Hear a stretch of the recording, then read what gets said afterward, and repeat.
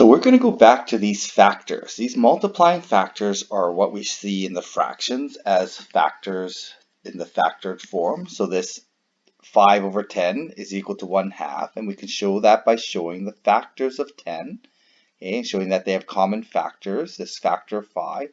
We can cancel out these factors. Okay, so this is one way we can show that we have equivalent proportions or fractions. Okay, and again, it's important to understand how that factor is involved. Sometimes we can show it like this, multiplying factor or dividing factor, divide by 5, divide by 5. Going the other way, we can in fact express that divide by 5 in this direction as a times by 5. Okay, so we can show this with these factors. We can show it in this proportional equation, and in this proportional equation, this is where we're going to show these kind of loopy diagrams. So we're going to have a times 11 factor going in this direction, okay, and in this direction you're going to have a divide by 11. Okay, so here we're going to have divide by 11, and we're also going to have our times by 11 going in this direction. We also have this proportion going up and down. So going from here to here, we have a multiplier of 0.375. Okay, we could do it the other way around, and that multiplier is not as nice.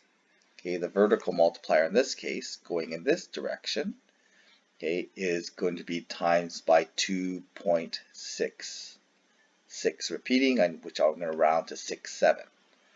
Okay, so I'll just clear up that one down here. This is 0.375. Okay, so we have this times divide relationship within the ratios, and this is something that I want you to make sure you have a very clear idea of. Okay, and again, if we go times in one direction, we could divide by that same factor going in the other direction. Okay, so that times by 0.675 can be undone with a divide by 0.6, so 2.67. We have times by 2.67, so we can divide by 2.67 going in the other direction. Same thing here. We can, instead of timesing by 3.375 going up, we can divide by 0.375 going down. So now we're starting to develop some options here. And again, we can use that reciprocal multiplier, so 8 divided by 88, which is, 0.090909 repeating. We can use that factor to go between the ratios as well. Okay, so that's another way we can do it. We can also do this by showing that what we do to one side, we keep the equation balanced. Okay, so this is more getting into algebra. So what I can do is I can multiply both sides of the equation to keep the equation balanced. So if I multiply this whole equation by 12, so times 12 divide 12 will undo each other, so I get 2a on this side, and I get times 12a divide by 6 gives me the 2a, and we can show that they are equivalent to do the same, to get the same result. Okay, and we can show that these are equivalent proportions by doing. Now what happens when we do this though is we end up getting rid of our proportion. Okay, now we can do the times and divide on the top and bottom as well. So there's not only this balance between left side and right side of the balance, there's also this balance in the proportion in the top, the numerator and denominator of a fraction. So these are slightly different balance, but these are ways that balance shows up in mathematics. And balance is a very important property in math. So here, to find the unknown parts of this ratio, we could, get rid of, we can actually solve for that. Okay, we can actually multiply both sides by 4.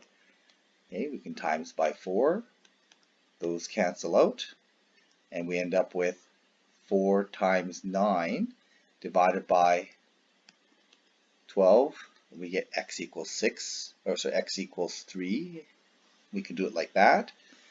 Okay, we can solve it, although we haven't really done algebra solving yet, so we probably want to stick with proportions.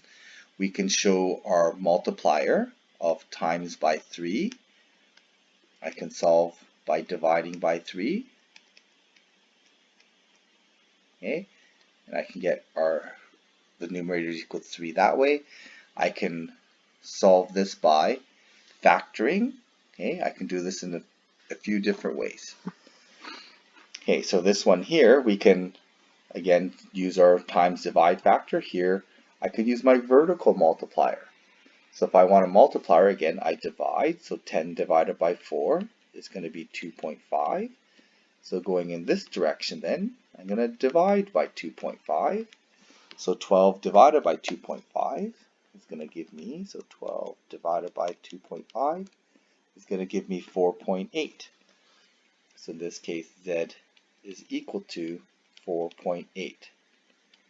So we're starting to develop more and more strategies to deal with them, but they're really just based on this proportion. And understanding that if we have a times divide relationship, all we're doing is looking for a multiplying or dividing factor.